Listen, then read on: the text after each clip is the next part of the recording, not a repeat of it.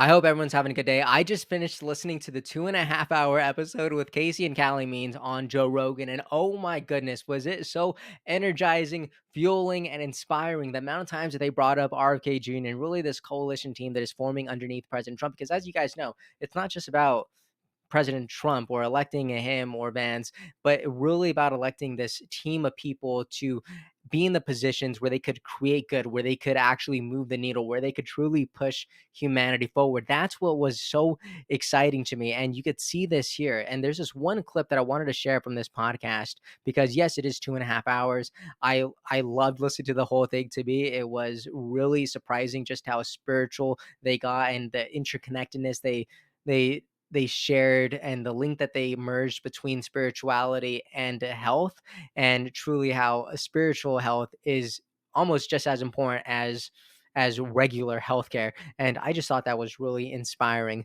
But there's one part that I wanted to share with you, and it was whenever Joe Rogan asked you guys or the people who really connected President Trump with RFK Jr.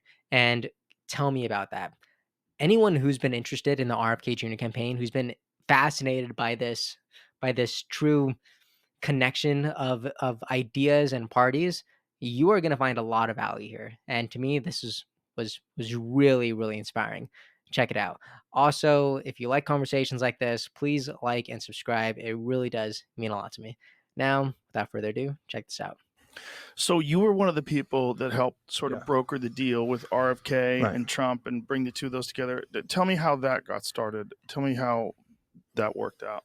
Yeah, I mean, when I think about that story, I literally think about 2021, our mom abruptly dying of pancreatic cancer. She was taking a hike, got a pain in her stomach, got a text the next day after getting a scan saying she has stage 4 pancreatic cancer. We rushed to her side. She died 12 days later, just totally surprisingly. And Casey and I, on her gravesite, literally hugged each other and said, we want to write a book and we want to make this and evangelize this, inspired by you and others. We want to evangelize this and add the chorus to prevent what's happening, because so many Americans are on this pharmaceutical treadmill, and then the cancer is random. It's not random. Like all these warning signs that were missed with my mom, her prediabetes, her high cholesterol, her high blood pressure, those were pilled, not seen as gifts to get to the root cause. And then she was chopped down by cancer. This is happening to everyone. So we want to evangelize that. And we've been on the path as best we can with companies and evangelizing. And through these amazing podcasts like Tucker, we got connected with people. So got to know RFK, got to know Democrats, and got to know the Trump campaign.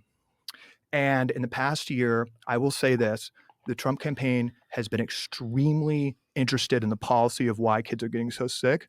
And if you go back a year ago, President Trump actually at rallies to loud applause has been talking very similar points to RFK. So we got to know RFK.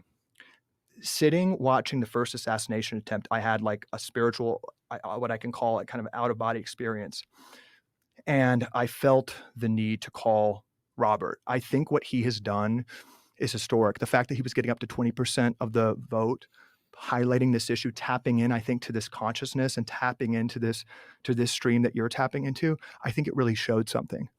And I had this vision for a year. Actually, it sounds very woo-woo, but I was in a sweat tent with him in Austin at a campaign event 6 months before. And I just had this strong vision of him standing with Trump, and how what RFK represents is actually what Trump represents, and actually what almost every American's feeling, which is this frustration and this rigged thing and this thing that doesn't quite feel right, that you can't quite put your finger on. And it was so clear to me that how RFK talks about health personifies this overall kind of institutional capture. It makes it real for people in a really visceral way because it's clearly impacting their kids. So that was all the context. Picked up the phone, called him, and just urged him, as a supporter, as a lowly supporter, to consider maybe this is the time, as President Trump put his fist up, with all this momentum. There's rare moments in history where the deck can change. And I really felt, and he felt, like this could be a realignment of American politics, because that moment felt very heavy after the assassination. So we went back and forth, and he asked to, he's like, let me talk to him. So I worked with Tucker, and we connected them that night. And here's the key point I want to make from my small vantage point here. They had weeks of conversations, and there was not a discussion of polling. There was not a discussion of the horse race and how this would impact the race. These were tear-filled conversations about why kids are getting so diabetic, about why we have such obese children in the United States, about why we have a fertility crisis. Like, this was a true like connection of these two men and a true deep bond, which I think you're seeing out there on the campaign trail, that this transcends politics, and Trump wants this to be a generational issue for him. And I just want to say something. I think we're at a big moment here. We're debating trivia.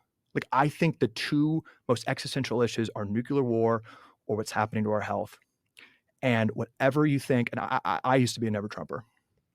Watching him care about this issue, watching what's happening with the RFK, watching what's happening of how that's resonating with voters, seeing Smalley, from my small vantage point inside, there is tremendous connection of these two men and moral clarity of seeing what's happening. And my question is this, and to anyone kind of considering voting in this election, Trump is going to say stupid shit. He is Trump. We know who he is. There's two important questions to ask. Who sees this corruption, institutional capture that's going to destroy our country, I think, to an existential level? And who is willing to suffer that blowback? Who is willing to go up against these military industrial complex, the healthcare industrial complex, the education industrial complex that's making us a non-competitive? Like, they are ready. Who is going to appoint? This is a question I have. Who do we believe is going to appoint people like RFK, people like Elon Musk, to stir stuff up? Who is going to do that? Like, that to me is the foundational question. And I do consider this the most important election of my lifetime, watching these two men, because it is so genuine. And there is like a genuine desire to truly transform, to see our broken corruption and institutions for what it is. And really, truly, I think prevent nuclear war and dramatically reverse our health crisis. Trump has said that his one big mistake last time was personnel, was that the pharma and the ag slithered in and gave him the list of names. Everybody should ask, do you think RFK is going to have an influence on those names based on what Trump has said? And I think he is. And I think people like Elon are going to be involved. I think there's this coalition of people that are coming together, and Trump's going to put in power and listen to. And this is a bipartisan issue. And no matter what happens, we have to solve this issue. But I will say this so clearly with the most conviction I can. We will be on the verge, I think, of a health population collapse, societally destabilizing event, unless true executive leadership sees this corruption and this issue for what it is and says we need a radical transformation in how we see agriculture and how we see health, our two largest industries. I think we have to have that. And every single member of Congress I meet with, including Democrats, say that in order for this issue to get done, we need a president to make this the priority, to talk, because that gives us air cover. And there could be transformational change if a president does that. So that's what I've seen from being in this. And I can tell you, President Trump has kept every promise to RFK and deeply cares about this issue. How incredible is that? There is so much to unpack just in that segment. But to me, one of the most valuable things that I got was this. I absolutely love this framing that he presents, which is like, what is the most, like, which are the most existential issues, and which candidate do you think is actually going to deliver on those issues? And I just love that. And I wrote this question down for anyone who might be a little bit on the fence and they don't really know who to vote for. And here's kind of my thing.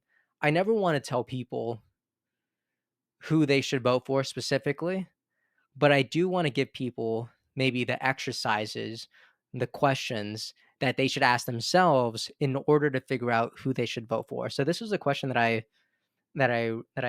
wrote. It is, what do you believe are the most critical and existential challenges facing our country and your future, and which candidate do you believe is most capable of addressing those challenges in a way that aligns with your vision for the future?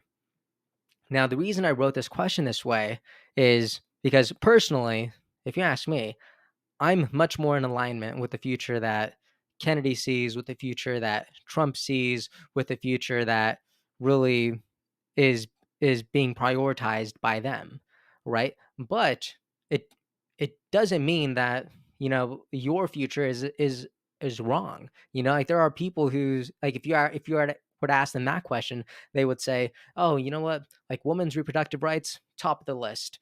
Other tops of my list, economy, right? Global warming, climate change. These are at the top of my list, right? Those are, and it's not that any of those things are bad or wrong, but to me, what I think becomes a more appropriate question is, again, do you believe that this is an inflection point of our country where who we elect right now in 2024 will have ripple effects decades to come? And do you want those ripple effects to that will be affecting, you know, your children and maybe their children's children? Do you want those ripple effects to be the seeds that are planted from a Harris administration? Or do you want them to be the seeds that are planted from a Trump administration that includes Kennedy, that includes Tulsi, that includes Vance, that includes Musk? Again, if you ask me, the question becomes simple, and I don't think there is a more existential, country threatening, population threatening than healthcare, than making America healthy again. But if you disagree, please feel free. The comment section is completely at your disposal. I'm going to be in the comment section for a few hours today. So if you want to have a conversation in there, I will be extremely active. But anyways, that's the video. I think everyone should go watch the 2.5 hour conversation. I am such a fan of Calley Means and Casey Means right now. I'm absolutely going to be buying their book, and I think it's going to go right here. I think it's going to completely be removing Going Infinite from Michael Lewis, and it is now going to be Good Energy by Calley and Casey Means. But anyways, thank you so much for watching. Let me know what you thought about this conversation in the comment section. I am looking forward to seeing everyone else's perspective. As always, hope you have a great day, and I will see you tomorrow. Hey everyone, thank you so much for watching and listening. I appreciate your time so much, and I really hope you enjoyed this episode. If you'd like to support what we're building here, please like and subscribe. It means a lot and it really helps us out. And if you want to see even more content from me, make sure to follow me on Instagram. I'm going to be sharing a lot more on there. Thank you so much. Have a great day, and I'll see you next time.